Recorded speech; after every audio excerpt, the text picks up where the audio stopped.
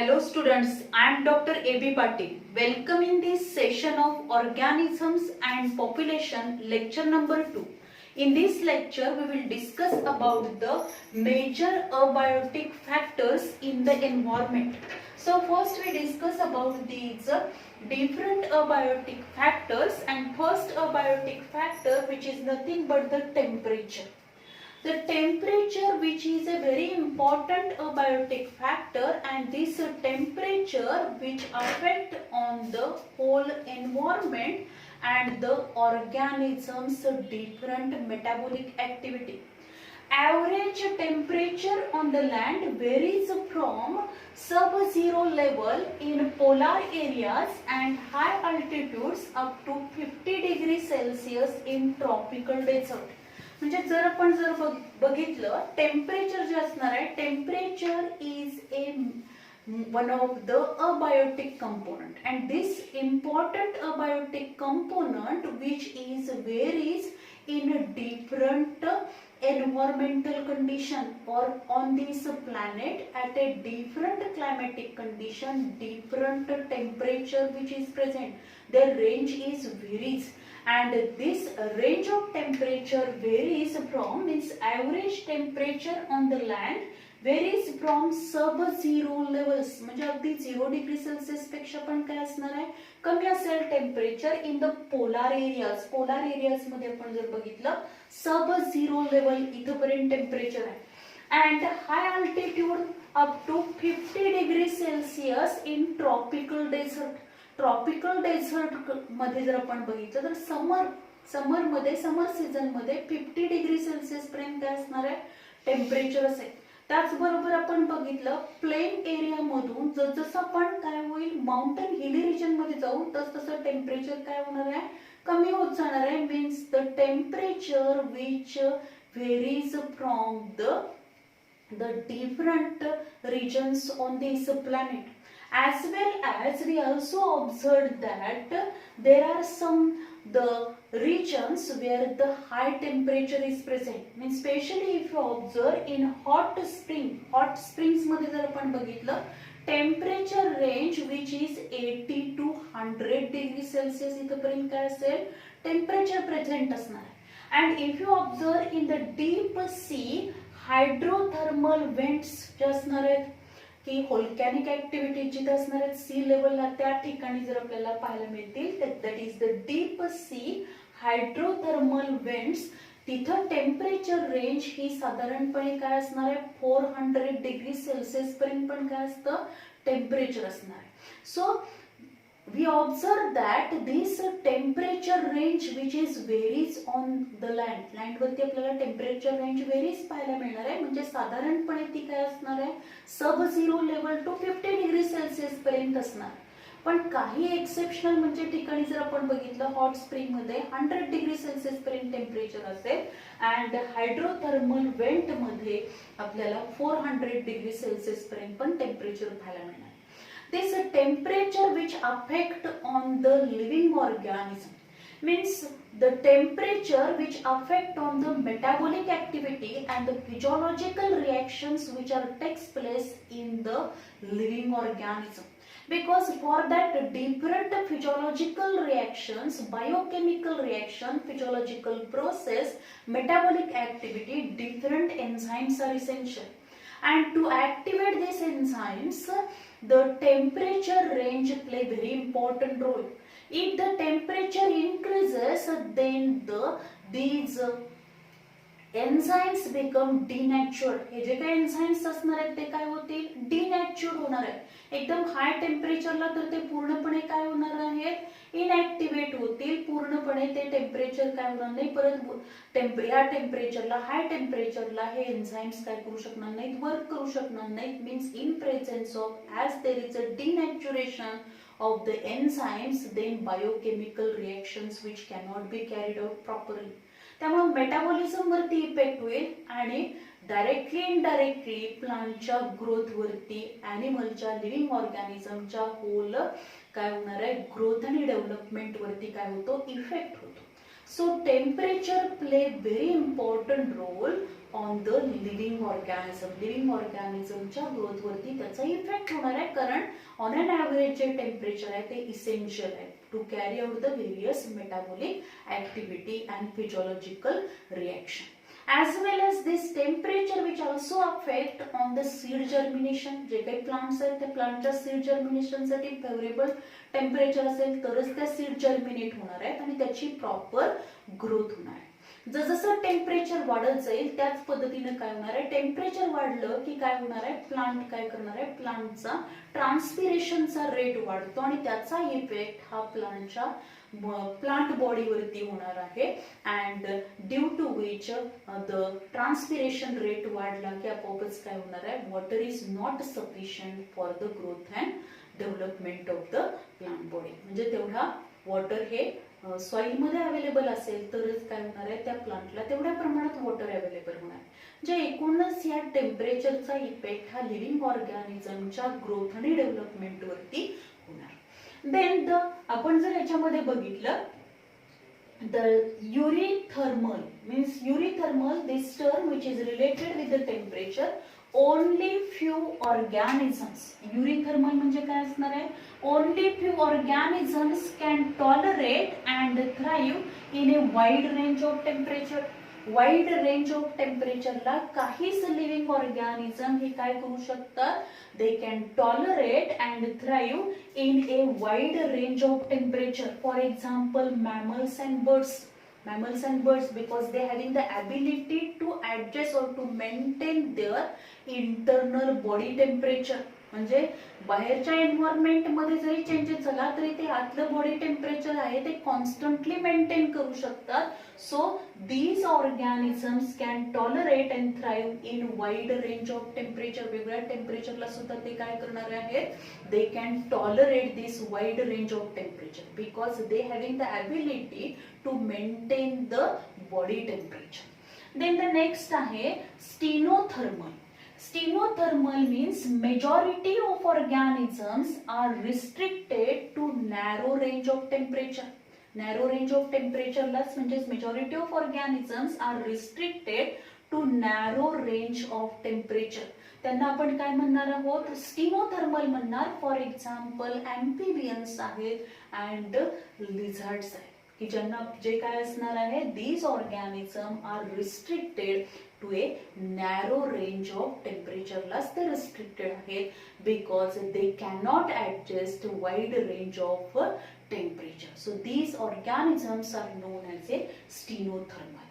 So this is all about the temperature, means the temperature which affect on the living organism. Then the next आपण बघणार आहोत which is nothing but the water. Water is essential for the living organism. Without water, the living organisms cannot survive. They survive होऊ शकणार नाही because water is essential to carry out all the biochemical activities, all metabolic process. Because in the cell मध्ये जर आपण बघितलं 90 to 92% काय असणार आहे, सेलच्या सायटोप्लाझम मध्ये वॉटर प्रेझेंट असणार आहे. Water is essential to carry out all metabolic activity.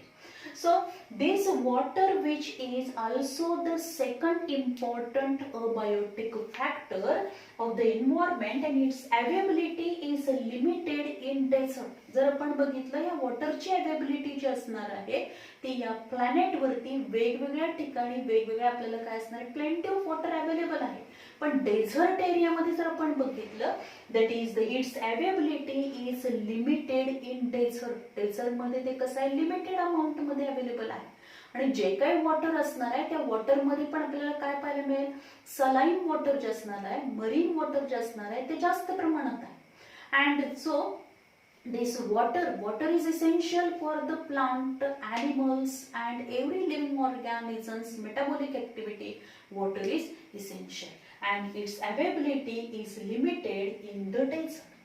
If you observe the aquatic animals, आता आपण जसं बघतो की वॉटर इसेन्शियल आहे and water essential for the plant growth and development. आणि त्यामुळे जशी वॉटरची अवेलेबिलिटी आहे त्या वॉटरच्या अवेलेबिलिटी नुसार आपल्याला काय पाहायला मिळेल, the different plants which are observe at a different climatic condition. म्हणजे वेगवेगळ्या रिजनमध्ये या प्लॅनेटवरती वेगवेगळे आपल्याला काय पाहायला मिळेल.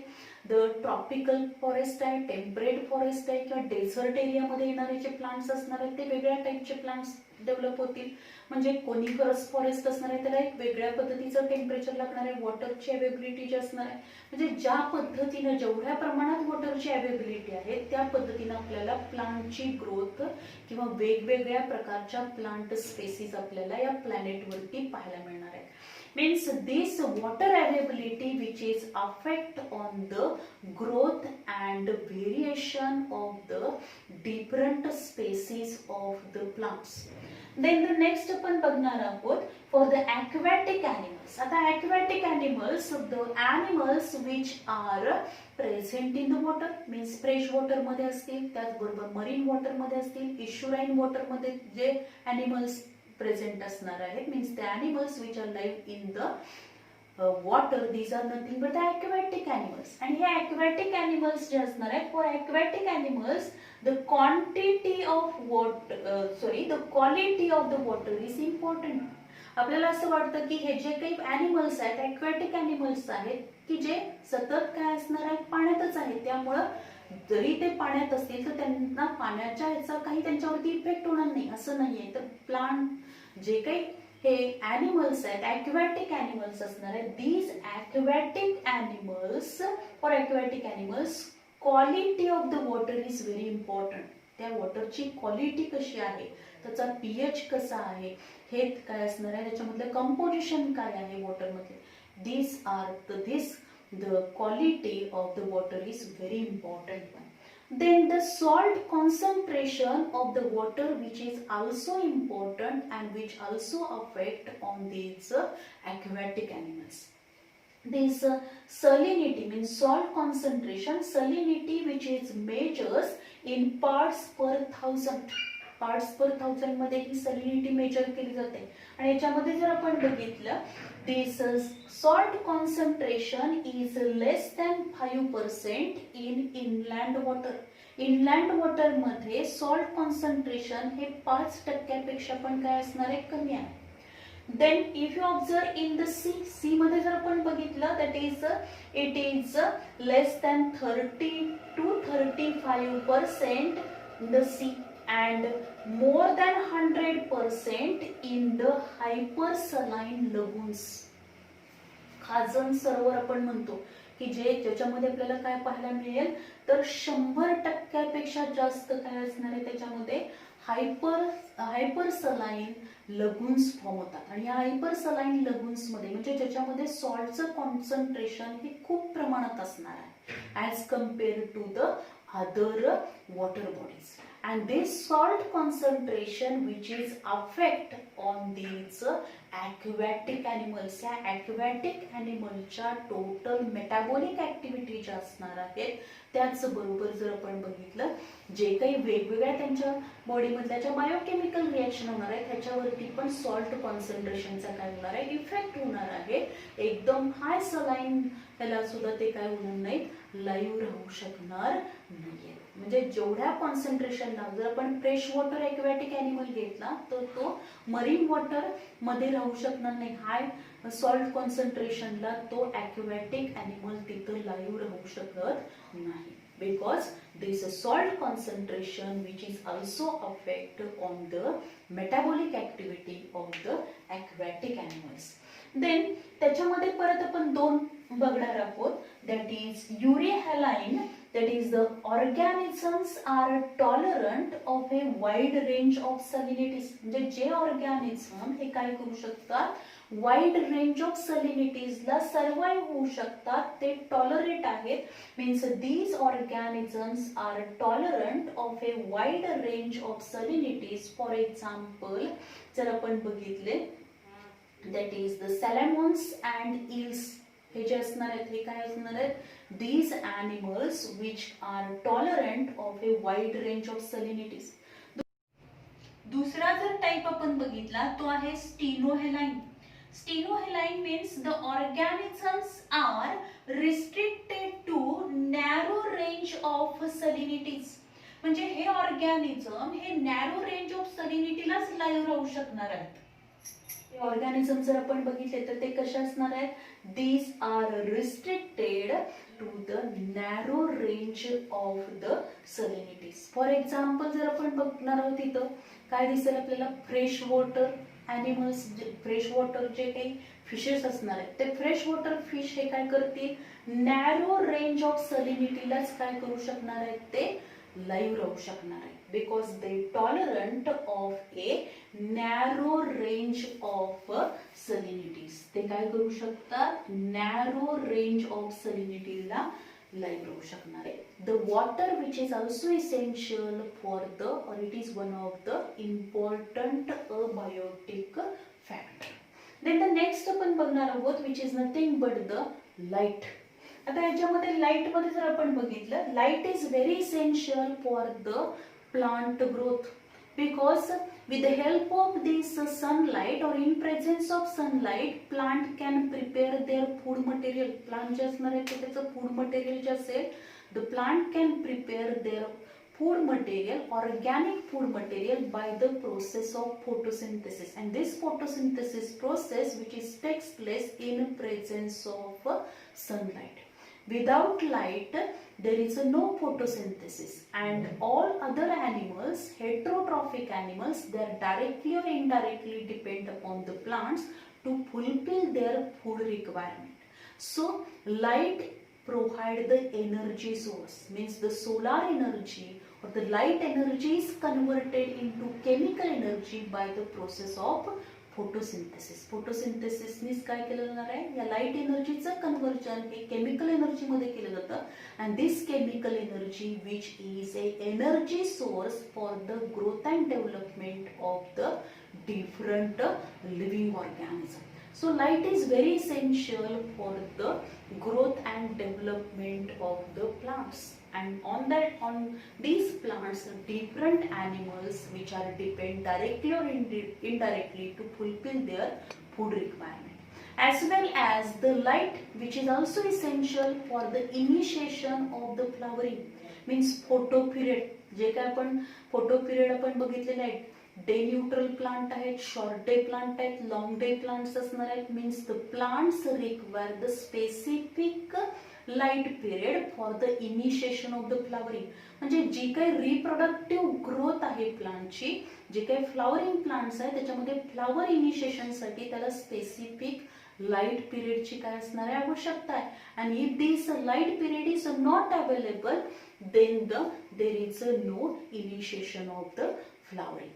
Then also light which is also affect on the animal growth, because it also affect on its metabolism as well as the reproduction. जे काही रिप्रोडक्शन त्यांच्यामध्ये होणार आहे त्याच्यावरती या लाईटचा इफेक्ट होणार आहे, as well as कारण लाईट जे असणार आहे त्या लाईटचा इफेक्ट हा light which also essential or affect on the temperature. म्हणजे जर हाय इंटेन्सिटी ऑफ लाईट असेल तर टेम्परेचर जास्त असणार आहे, आणि टेम्परेचरचा इफेक्ट मग काय होणार आहे, अदर लिव्हिंग ऑर्गॅनिझमच्या ग्रोथ डेव्हलपमेंट वरती होणार आहे, त्याच्या डिफरंट ऍक्टिव्हिटीज वरती होणार आहे, as well as light also provide the source of energy, and so the light also affect on the animal reproduction असेल, as well as their migration. म्हणजे सपोज जर सुटेबल एन्व्हायरमेंटल कंडिशन असेल, adverse environmental condition असेल, अशा adverse environmental condition मध्ये बरेचसेच animals काय होणार आहेत, एका रिजन मधून दुसऱ्या रिजन मध्ये मायग्रेशन करतात. अशा वेळी ह्या लाईटचा इफेक्ट त्या मायग्रेशन वरती पण काय होणार आहे, इफेक्ट होणार आहे. So in this way this light जर आपण बघितली तर लाईटचा इफेक्ट हा प्लांटच्या ग्रोथ अँड डेव्हलपमेंट वरती होणार आहे, तसाच ॲनिमल वरती पण होतो. आता काही प्लांट जे असणार आहेत ते प्लांट्स काय करणार आहेत, the light the small plants growing in the forest are adapted to photosynthesize under a very low light conditions. म्हणजे काही स्मॉल प्लांट्स आहेत, काही हर्बेसियस प्लांट आहेत की जे प्लांट जे असणार आहेत ते काय होतील, these plants which are growing in a forest are adapted to photosynthesize under very low light condition Constantly, because constantly overshadowed by the tall canopied trees. जर आपण बघितलं एकदम थिक फॉरेस्ट असेल आणि अशा थिक फॉरेस्टला त्या फॉरेस्टमध्ये पण अगदी आपल्याला हर्बॅसियस प्लांट पाहायला मिळतात. असे जे हर्बॅसियस प्लांट असणार आहेत त्यांना अगदी कमी प्रमाणात लाईट अवेलेबल होणार आहे. अशा लो लाईट मध्ये सुद्धा ते फोटोसिंथेसाइज करतात. कारण हे जे प्लांट्स असणार आहेत ते कम्प्लिटली त्याच्यावरती काय असणार आहे, हे जे काही टॉल ट्रीज आहे त्याची जी कॅनॉपी असणार आहे त्यांनी ते ओव्हर शॅडोड झालेले आहेत. म्हणजे त्याच्यावरती कंटिन्युअस त्याची सावली असणार आहे तरी सुद्धा लो लाईट मध्ये सुद्धा ते फोटोसिंथेसाइज करतात. त्याचबरोबर जर आपण बघितलं ह्या लाईट मधल्या अल्ट्राव्हायोलेट रेज जे असणार आहे, काही ऑर्गॅनिझम जे आपण बघतो की जे अल्ट्राव्हायोलेट लाईट मध्ये युव्ही रेज मध्ये पण ते काय होऊ शकतात, काही मायक्रोब्स आहेत they are light but this ultraviolet rays which are affect on the plants as well as animals, याच्यावर त्याचा इफेक्ट होणार. Then also we observed that this visible range of light, जी visible range of light आहे, 7 spectrum of this visible light जे असणार आहे त्याच्यामधली जी light असणार आहे त्या 7 spectrum of the light मधली पण काय असणार आहे, the maximum photosynthesis which is takes place in red and blue light.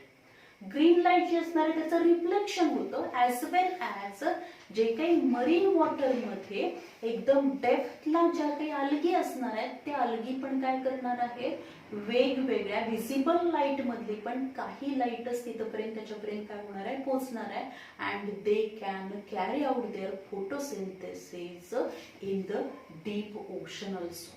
In this way the light which is affect on the plant growth as well as it is also affect on the some activities of the animal. Then the soil, the other abiotic factor which is nothing but the soil. The nature and properties of the soil in different places is very, आपल्याला काय पाहायला मिळेल, जे काही soil जे soil असणार आहे त्या सॉइलचं जे नेचर आहे, properties of the soil which are different in different regions, वेगवेगळ्या ठिकाणी आपल्याला वेगवेगळ्या प्रकारची सॉइल पाहायला मिळते. This is depend upon the weathering of the rocks. Weathering of the rocks होणार आहे त्याच्यापासून काय होणार आहे, सॉइल फॉर्मेशन होईल and this soil formation is takes place and it the soil formation जी होणार आहे त्या सॉइल फॉर्मेशन मध्ये त्या सॉइलच्या ज्या प्रॉपर्टीज असणार आहे, means pH of the soils, nutrients of the soils as well as humus content of the soil, topography of the soil as well as water holding capacity of the soil. All these properties of the soil which play very important role, and on these properties of the soil the growth and development of the plant body depend, as well as the microflora and also the fungi. काही important soil fungi असणार आहेत which are also available in the some soil. काही soil मध्येच ते काय असणार आहेत, useful fungi available असतील किंवा जो काही मायक्रोफ्लोरा असणार आहे तो मायक्रोफ्लोरा पण काय असणार आहे, डिफरंट सॉइल मध्ये डिफरंट मायक्रोफ्लोरा आपल्याला पाहायला मिळतो. किंवा जे सॉइल असणार आहे त्या सॉइलचे पार्टिकलची जी साईज असणार आहे ती साईज आपण बघणार आहोत, पीएच असेल, त्याचबरोबर अदर प्रॉपर्टीज मोस्टली आपण बघतो वॉटर होल्डिंग कपॅसिटी आहे किंवा एरिएशन, तर त्याच्यामध्ये तर प्रॉपर काय असणार आहे, जे एरिएशन असेल, त्याचबरोबर capillary water which is present in the soil because the plants absorb only capillary water from the soil. कारण सॉइल मध्ये आपण बघतो ग्रॅव्हिटेशनल वॉटर आहे, कंबाईन्ड वॉटर आहे and out of which the plant absorb only capillary water. Capillary water फक्त absorb करणार आहे.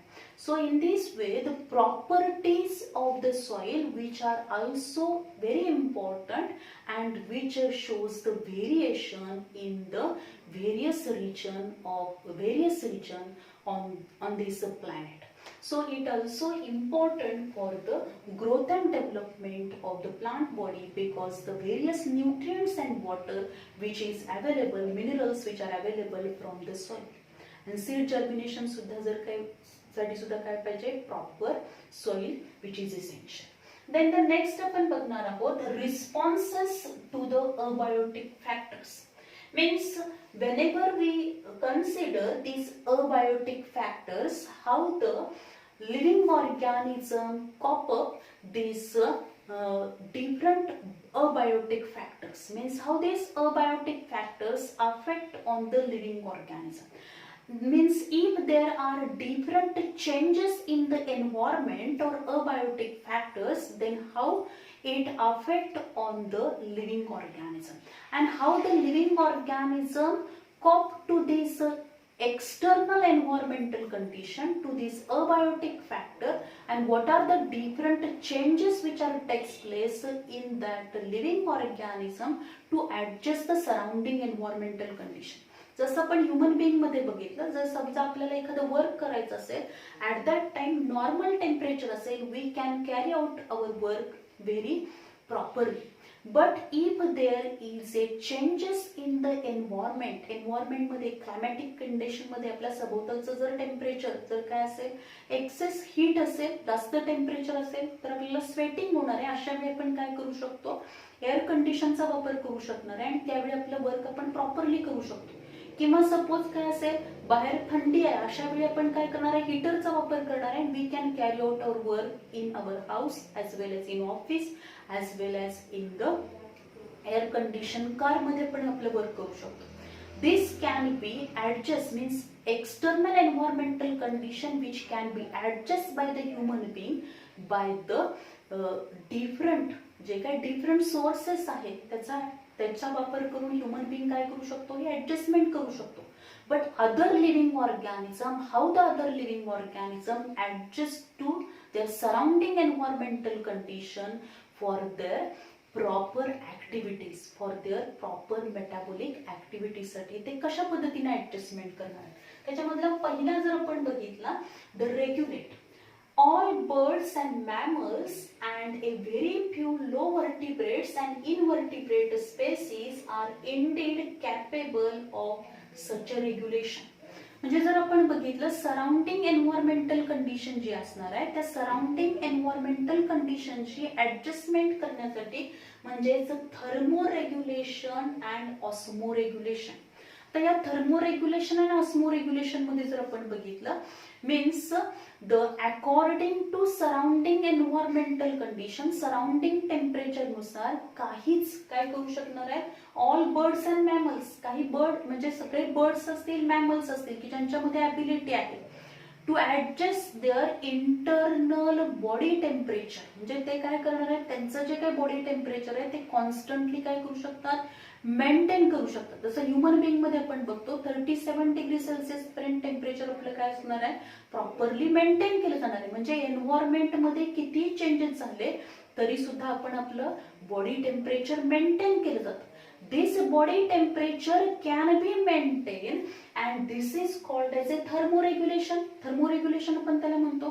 And if the thermoregulation is carried out, then internal environment of the body means homeostasis process which can be maintained. And this homeostasis or internal environment of the body which is essential to carry out the all activities or all biochemical reactions which are normal. म्हणजे सगळ्या जर biochemical reaction body मधल्या normally व्हायच्या असतील तर त्याच्यासाठी internal environment म्हणजेच homeostasis which play very important role.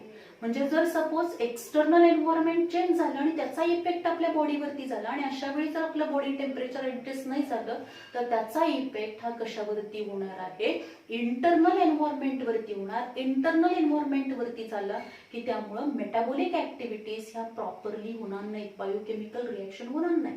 आणि यामुळं बर्ड्स, सगळे birds, all birds and mammals, they having the ability to regulate their body temperature, means they can carry out the thermoregulation and osmoregulation. Osmoregulation म्हणजेच काय असणार आहे, body fluid and body tissue मधला जो ionic balance and water जे असणार आहे याचा जो बॅलन्स असेल तो काय करणार आहे, त्याचं कॉन्सन्ट्रेशन मीन्स इनऑर्गॅनिक एलिमेंट्स जे असणार आहेत, मिनरल अँड वॉटरचं कॉन्सन्ट्रेशन मेंटेन करण्याची, रेग्युलेट करण्याची जी प्रोसेस असते त्याला ऑस्मोरेग्युलेशन म्हटलं जातं. आणि थर्मोरेग्युलेशन म्हणजे टेम्परेचर मेंटेन केलं जाऊ शकतं.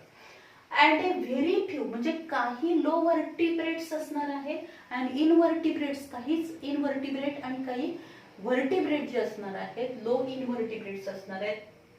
these species are indeed capable of such a regulation. तेच फक्त हे रेग्युलेशन करू शकणार आहे. अदरवाइज काय होणार आहे, जसं बाहेरचं टेम्परेचर चेंज होणार आहे तसं त्यांच्या बॉडीचं टेम्परेचर चेंज होऊ शकतं.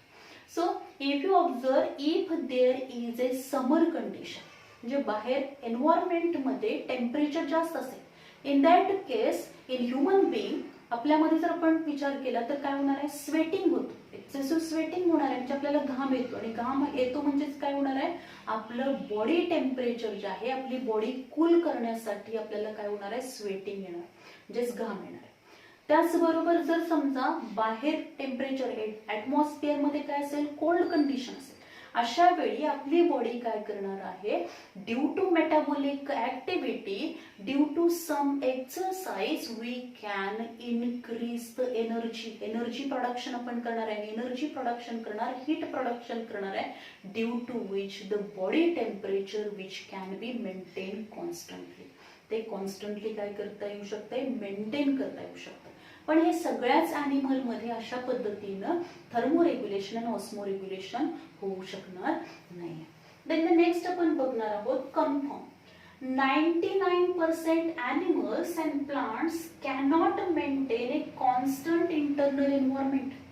जर आपण बघितलं याच्यामध्ये द कॉन्फर्म मध्ये आपण बघतो की 99% ॲनिमल जे असणार आहेत ते काय करणार आहे, the animals and plants cannot maintain a constant internal environment. ते constant internal environment maintain करू शकत नाही.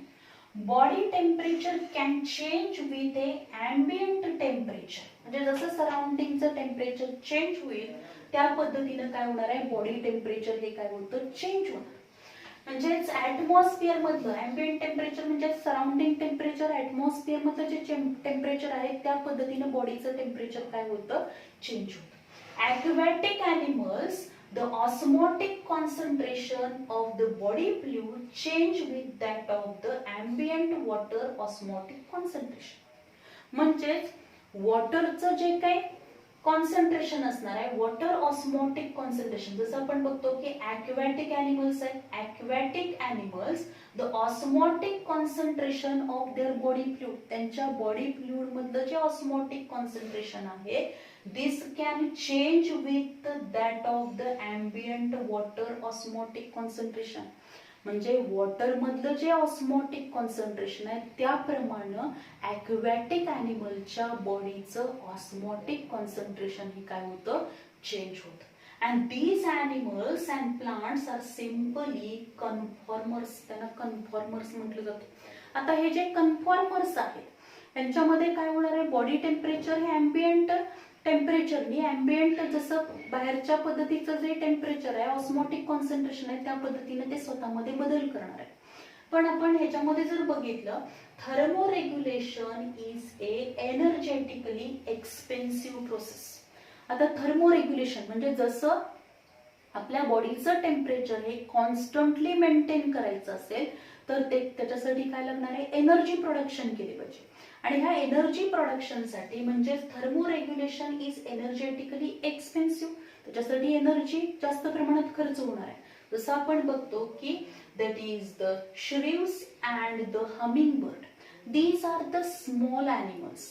त्यांच्या बॉडी व्हॉल्यूम पेक्षा त्यांचा जो काही बॉडीचा सरफेस एरिया आहे which is more, and due to which if there is a changes in the surrounding environment, जर सराउंडिंग एन्व्हायरमेंट मध्ये चेंजेस झाले तर त्यांच्या बॉडीवरती त्याचा इफेक्ट होणार आहे. म्हणजे त्यांचा बॉडी सरफेस एरिया हा जास्त आहे बॉडी व्हॉल्यूम पेक्षा आणि त्यामुळे ते काय करतील, बाहेरच्या वातावरणात जर हीट असेल तर ती हीट काय करणार आहे, ते ऍब्सॉर्ब करून घेणार. तर हीट ऍब्सॉर्ब करणार आहेत त्या पद्धतीने काय व्हायला पाहिजे, त्यांची बॉडी ही कूल व्हायला पाहिजे. त्याच पद्धतीने जर बाहेरच्या ह्याच्यामध्ये विंटर असेल, बाहेर कोल्ड कंडिशन आहे, अशा वेळी त्याच्या बॉडीवरती काय, त्याची बॉडी काय करणार आहे, एक्सटर्नल सरफेस एरिया जो असणार आहे, बॉडी सरफेस एरिया जो असणार आहे तो काय करेल, this cold condition which is receive. आणि तेवढ्या प्रमाणात बॉडीचं टेम्परेचर जर मेंटेन करायचं असेल तर थर्मोरेग्युलेट करायचं असेल, थर्मोरेग्युलेशनची प्रोसेस कॅरी आउट करायची असेल तर त्याच्यासाठी त्यांना काय लागणार आहे, तेवढ्या प्रमाणात एनर्जी प्रोडक्शन व्हायला पाहिजे, हीट प्रोडक्शन व्हायला पाहिजे. आणि ती होण्यासाठी काय लागणार आहे, भरपूर प्रमाणात एनर्जी खर्च होणार आहे, तेवढ्या प्रमाणात ती एनर्जी प्रोडक्शन होत नाही. And due to which we cannot absorb the small animals in the cold climatic condition. म्हणून जर आपण बघितलं जे काही कोल्ड क्लायमॅटिक कंडिशन आहे म्हणजे पोलार रिजन जे आहे, आर्टिक अंटार्क्टिक रिजन जो आहे, तिथं आपल्याला स्मॉल ॲनिमल्स पाहायला मिळत नाहीत. कारण का, त्याचा इफेक्ट हा काय होणार नाही, म्हणजे थर्मोरेग्युलेशन ही काय आहे, इज एनर्जेटिकली एक्सपेन्सिव्ह प्रोसेस असणार. We discuss about the next point, that is the migrate. The migrate मध्ये जर आपण बघितलं, the organisms can move away temporarily from the stressful habitat to a more hospitable area and return when a stressful period is over. बऱ्याच वेळेला आपण बघतो बरेचसेच organism काय करणार आहेत, मूव्ह होतील, म्हणजे एका ठिकाणाहून दुसऱ्या ठिकाणी मायग्रेट होणार आहेत. म्हणजे सपोज काय असेल, the organisms can move away temporarily from the stressful habitat. म्हणजे जिथं स्ट्रेसफुल कंडिशन आहे, ॲडव्हर्स एन्व्हायरमेंटल कंडिशन आहे, त्या एन्व्हायरमेंटल कंडिशन मधून ते टेम्पररली जिथं सुटेबल एन्व्हायरमेंटल कंडिशन आहे अशा ठिकाणी काय होतील, मायग्रेट होतील. आणि त्यानंतर काही दिवसांनी परत ते काय होणार आहेत, return Wien the stressful period is over. म्हणजे ज्या ठिकाणाहून ते मायग्रेट झालेले आहेत तिथं परत ते काय होणार आहे, परत जाणार आहे, जेव्हा ही स्ट्रेसफुल कंडिशन काय होईल, संपणार आहे, ॲडव्हर्स पिरियड हा कंप्लीट होईल. Means when the stressful period is over they again return back. And this is nothing but the migration. त्याला आपण मायग्रेशन म्हणतो. Means we observe that number of birds आपण बघतो किंवा डिफरंट ॲनिमल्स आहेत ते काय होणार आहेत, एका ठिकाणाहून दुसऱ्या ठिकाणी मायग्रेट होतात. असं हे मायग्रेशन का करणार आहेत, कारण या ॲडव्हर्स एन्व्हायरमेंटल कंडिशनचा इफेक्ट हा त्यांच्या इंटरनल एन्व्हायरमेंट वरती होणार आहे. आतमधलं जे काही बॉडी टेम्परेचर आहे त्या बॉडी टेम्परेचर वरती होणार आहे, मेटाबॉलिक ऍक्टिव्हिटी वरती होतो, बायोकेमिकल रिॲक्शन्स वर त्याचा इफेक्ट होणार आहे. And in that stressful condition, in that adverse environmental condition they cannot survive. आणि तिथं त्यांची बॉडी काय करू शकत नाही, the body which cannot adjust to this stressful environmental condition. So to adjust or to survive म्हणजे जगण्यासाठी, ते लाईव्ह राहण्यासाठी ते काय करणार आहेत, they can migrate from this stressful environmental condition to a hospitable एरियामध्ये ते जाणार आहेत. देन द नेक्स्ट आपण बघणार आहोत याच्यामध्ये एक्झाम्पल जर आपण बघितलं, every winter a famous the Keoladeo this national park Bharatpur Rajasthan. इथं काय असणार आहे, एक नॅशनल पार्क आहे राजस्थान, भरतपूर राजस्थान इंडियामध्ये. हे जे नॅशनल पार्क आहे त्या नॅशनल पार्क मध्ये thousands of migratory birds coming from the Siberia and other extreme cold northern region. Means Siberia and extreme cold नदर रिजन मधून जे काही मायग्रेटरी बर्ड्स आहेत ते भारतामध्ये येणार आहेत, राजस्थान सारख्या ठिकाणी ते येणार आहेत. एव्हरी विंटर प्रत्येक हिवाळ्यामध्ये ते मायग्रेट होतील. कारण in that season, that is in winter season, this Bharatpur, Rajasthan, this region which is suitable in that region, the suitable environmental conditions which are available to these birds. So every winter these birds are migrated from the Siberia and extreme cold north regions मध्ये आपल्याला पाहायला मिळेल. Then आता काही animal असे आहेत की जे ॲनिमल काय करू शकत नाही, they cannot migrate from one place to other place. म्हणजे एका ठिकाणाहून दुसऱ्या ठिकाणी ते काय होऊ शकत नाही, मायग्रेट करू शकत नाहीत किंवा तेवढं डिस्टन्स त्यांना काय करता येणार नाही, तेवढ्या डिस्टन्स पर्यंत ते मायग्रेशन करू शकत नाहीत. अशा ॲनिमल्स मध्ये आपल्याला काय पाहायला मिळते, सस्पेंड थिक वॉल्ड. म्हणजे आता आपण याच्यामध्ये डिफरंट एक्झाम्पल्स बघू शकतो. फॉर एक्झाम्पल जर आपण बघितलं, बॅक्टेरिया आहेत, काही फंजाय आहेत, लोअर प्लांट्स असतील म्हणजे काही अल्गी आहेत.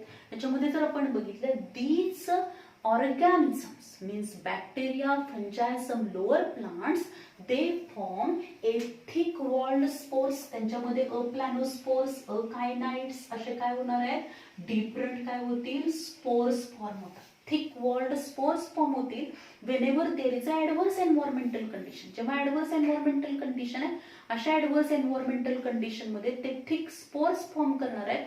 And whenever they get the favourable condition these spores are germinate to form the new filament of the algae. अल्गीचा नवीन फिलामेंट फॉर्म होईल किंवा बॅक्टेरियाच्या नवीन सेल्स फॉर्म होतील.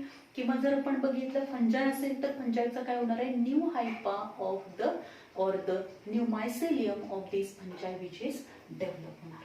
देन इन हायर प्लांट्स मध्ये जर आपण बघितलं higher plant shows the seed dormancy. त्याच्यामध्ये सीड डॉर्मन्सी आपल्याला पाहायला मिळते. काही मध्ये बर्ड डॉर्मन्सी आपल्याला पाहायला मिळते. एक्स्ट्रीम एन्व्हायरमेंटल कंडिशन असतील म्हणजेच एक्स्ट्रीम कोल्ड कंडिशन असेल किंवा हॉट कंडिशन असेल अशा वेळी सीड काय करणार आहे सीड अंडरगो रेस्टिंग पिरियड मध्ये ती जाणार आहे. डॉर्मंट कंडिशन मध्ये जाणार आहे. And whenever the favourable condition is available then these seeds are germinate to form the new plant body. So in higher plants we observe the seed dormancy. Then animals, the animals which are unable to migrate, जे animals migrate होऊ शकत नाही तर प्लांटच्या बाबतीत जर आपण बघितलं तर plants cannot move from one place to other place. त्यामुळे त्यांच्यामध्ये आपण हायर प्लांट्स मध्ये सीड डॉर्मन्सी बघतो. लोअर प्लांट्स मध्ये आपल्याला स्पोर फॉर्मेशन पाहायला मिळते. पण ॲनिमल्स हे एका ठिकाणाहून दुसऱ्या ठिकाणी मायग्रेट करू शकतात. पण काही ॲनिमल्स असे आहेत these animals which are unable to migrate these animals going to hibernation during the winter.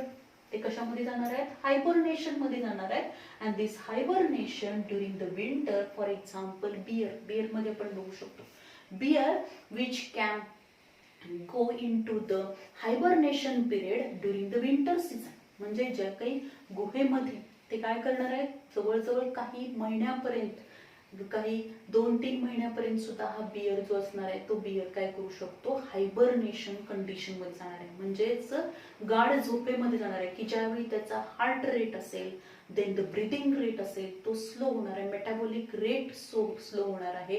आणि जे काही फूड मटेरियल सुद्धा तो काय करणार नाही कन्झ्युम करणार नाही. म्हणजे पूर्णपणे तो गाढ झोपेमध्ये असणार आहे.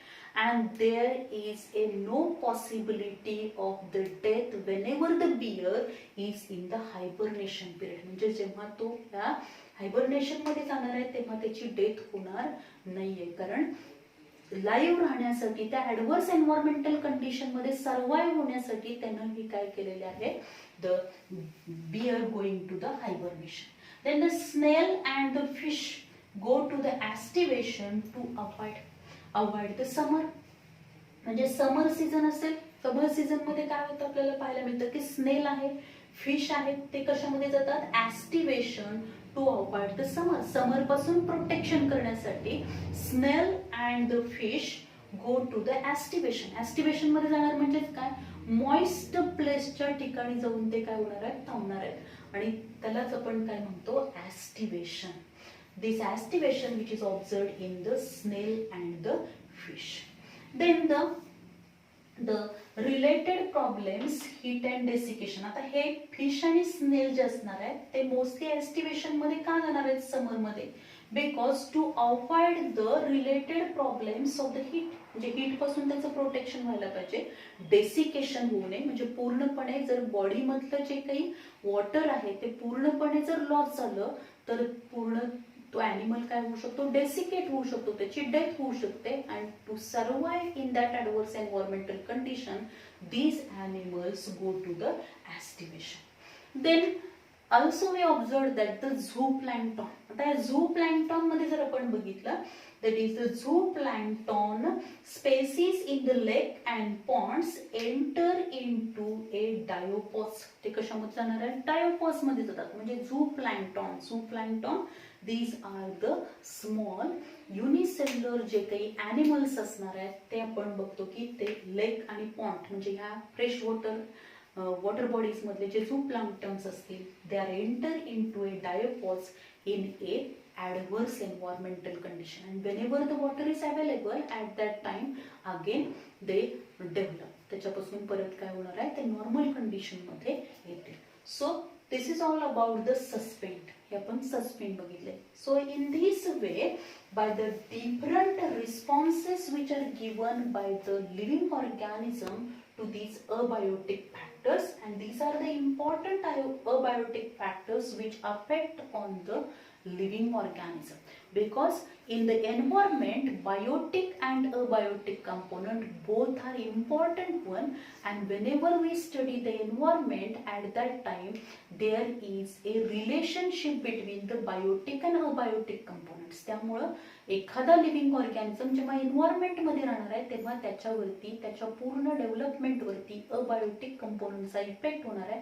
अबायोटिक कंपोनंट शिवाय तो ऑर्गॅनिझम या प्लॅनेट वरती या एन्व्हायरमेंट मध्ये सर्वाइव्ह होऊ शकणार नाही. So these abiotic components are also important. त्याच्यावरती एखादी शॉर्ट नोट 2 मार्काचा क्वेश्चन किंवा याच्यामधले जे एक्झाम्पल्स आहेत ते एक्झाम्पल्स इम्पॉर्टंट आहे.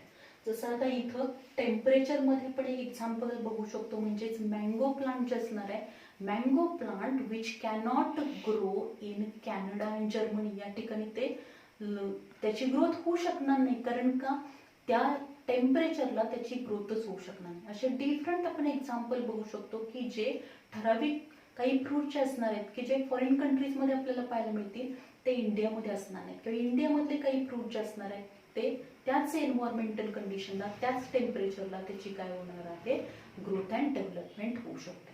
So this is all about the abiotic factors. Thank you very much.